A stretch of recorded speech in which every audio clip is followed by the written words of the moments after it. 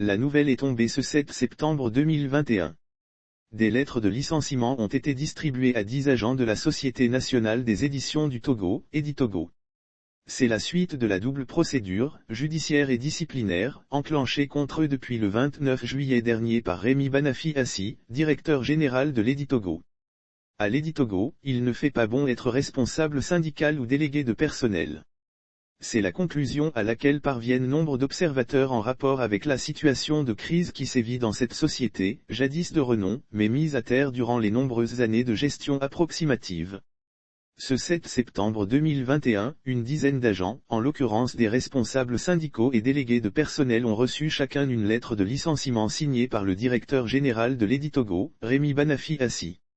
Dans le cadre de la procédure disciplinaire que nous avons enclenchée contre vos collègues impliqués dans les événements ci-décrits, nous avons saisi l'inspection du travail et des lois sociales pour obtenir son avis ou autorisation sur le licenciement projeté. En réponse, cette dernière vient de nous autoriser à prendre une telle décision, a-t-il écrit dans la lettre de licenciement dont nous avons eu copie. Pour justifier cette décision qui ne fait qu'approfondir le malaise et renforcer la méfiance et la tension au sein de cette société, l'Éternel Décigramme accuse les agents licenciés de fautes lourdes. Il n'est point besoin de préciser outre mesure que ces faits, d'une exceptionnelle gravité qui ont été commis de façon délibérée et intentionnelle avec le dessein de nuire aux activités de la société, sont constitutifs de fautes lourdes, accuse-t-il. Avant de poursuivre, face à cette situation, nous résilions votre contrat de travail pour faute lourde sans préavis ni indemnité de rupture, à compter de la date de signature de la présente lettre. Vous prendrez attache avec le responsable des ressources humaines auprès de qui votre certificat de travail est mis à votre disposition.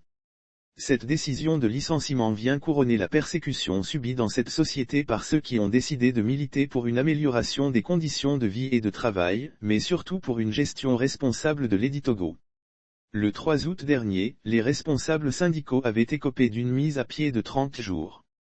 Dans la décision numéro 006/2021/Décigramme, le Décigramme Assi décide qu'une mise à pied à titre conservatoire de 30 jours est infligée à Madame Lar Koupak numéro MLI 800 P pour voie de fait et entrave à la liberté de travail.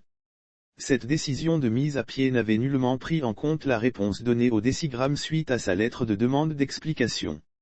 Dans cette lettre, la secrétaire générale du syndicat national des agents de l'Editogo, Sina Editogo, Madame Laré Koupak, avait démontré le dilatoire de celui qui dirige toujours l'Editogo. Monsieur le directeur, vous n'avez donné aucune suite à nos demandes alors que les textes qui nous régissent, en l'occurrence, l'arrêté numéro 021/MTS/DGTLS du 10 décembre 2009 en ses articles entre 1 et 27 vous font obligation de nous rencontrer suite à notre demande, avait-elle écrit. Le chien aboie, la caravane passe. Est-ce la fin de la crise qui secoue depuis plusieurs années cette société? Assurément pas. Puisqu'en dehors des responsables syndicaux et délégués de personnel, la quasi-totalité des agents, fustige la gestion approximative de Rémi Banafi Assi. Dans cette entreprise, coups bas et trahison sont légion, et certains n'hésitent pas à interpréter ce licenciement comme une façon pour le Décigramme qui cumule une vingtaine d'années de service depuis sa retraite de se défaire de ceux qui troublent son sommeil. Il nous a maintes fois dit qu'il est conscient qu'il va partir, mais qu'avant son départ, il va entraîner dans sa chute ceux qui n'épousent pas sa façon de conduire l'entreprise, assure un agent. À l'Editogo, il y a eu de vraies fautes lourdes qui n'ont pas été sanctionnées parce qu'on en a profité pour acheter les auteurs.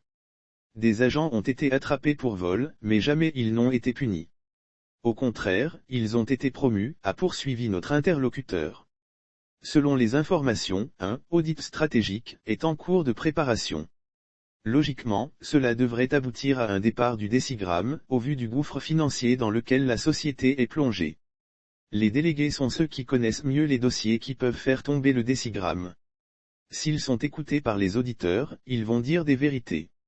Il faut donc les éliminer, raison pour laquelle ils ont été licenciés, assure la source.